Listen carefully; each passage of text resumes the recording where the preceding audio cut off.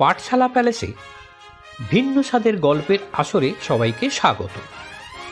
গল্প ভালো লাগলে লাইক, শেয়ার, কমেন্ট করতে ভুলবেন না। সবশেষে সাবস্ক্রাইব করে উৎসাহ দেবেন, যাতে আরও ভালো ভালো গল্প আপনাদের সামনে উপস্থাপন করতে পারি। কেউ জানে না আমি কি করেছি, কেউ কোনো প্রশ্নও তোলে না, কিন্তু এই মনের আদালত, এখানে আমি প্রতিদিন অভিযুক্ত, প্রতিদিন দোষী। এটা শুধু এক গল্প নয়, এটা আমারই আত্মস্বীকৃত পাপের ইতিহাস। এক মিথ্যার শাস্তি। আমার নাম অয়ন। সবার চোখে আমি এক সফল মানুষ। চাকরি ভালো, পরিবার ভালো, জীবন গোছানো। কিন্তু আমার মনের ভেতর প্রতিদিন মনের আদালত বসে। আমি এক মিথ্যা বলেছিলাম আমার এক বন্ধু তীর্থ, যে চাকরির জন্যে আমার নাম রেফারেন্স দিয়েছিল। আমি বলেছিলাম ও দায়িত্বহীন, সময় মতো কাজ শেষ করে না। সেই এক বাক্যে ও চাকরি পেল না। তীর্থ জানতেই পারল না আমি কেন ওর বিরুদ্ধে বললাম।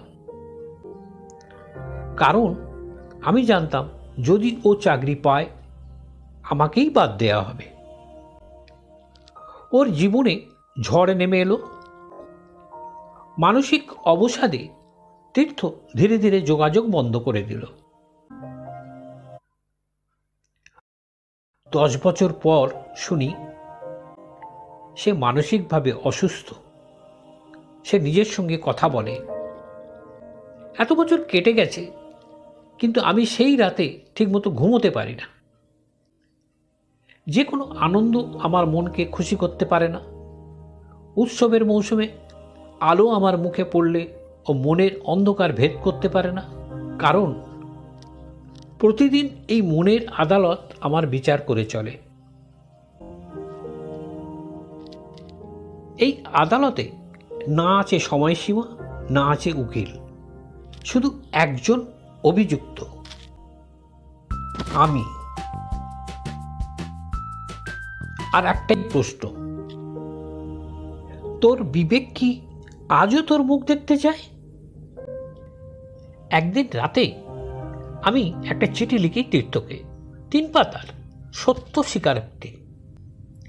চিঠির শেষে লিখলাম, তুই যদি আজও বেঁচে থাকিস এই চিঠিটা পড়াস না, একবার অন্তত উত্তর দিস, তাহলে আমি বুঝবো তুই আমাকে ক্ষমা করেছিস। চিঠিটা পোস্ট করার 5 দিন পর আমার দরজায় একটা চিঠি আসে। কোনো নাম নেই, শুধু ভেতরে 3টি লাইন। চিঠি আমি পড়েছি, পুড়িয়েও দিয়েছি, কিন্তু তোকে এখনো আমি মনের আদালতে ক্ষমা করিনি। এই পৃথিবীর আদালত ভুলে যেতে পারে, মানুষও ভুলে যায়, কিন্তু মনের আদালত, ওখানে সব লেখা থাকে পাতায় পাতায়। চাইলেও আপনি নিজেকে ক্ষমা করতে পারবেন না যদি সত্যর মুখোমুখি না হন।